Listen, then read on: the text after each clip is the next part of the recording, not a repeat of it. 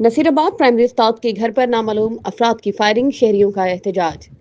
नसीराबाद में दिन दहाड़े सिनेमा चौक के करीब प्राइमरी उस्ताद मुमताज अली शेख के घर पर नामालूम मुसल्लह अफराद ने फायरिंग कर दी। हमला आवरों ने घर के दरवाजे पर अंधाधुंध गोलियां बरसाईं और बाद अजान मोटरसाइकिल पर सवार होकर फरार हो गए।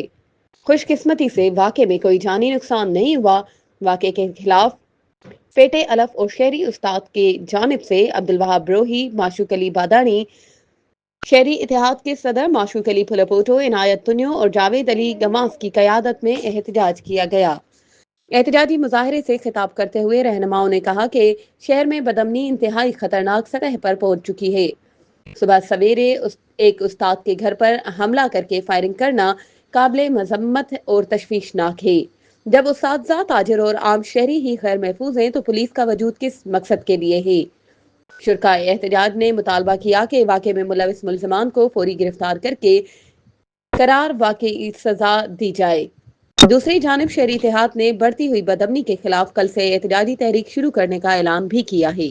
मज़ीद खबरों और अपडेट्स के लिए हमारे चैनल को सब्सक्राइब करें और बेल आइकन को प्रेस करना ना भूलें।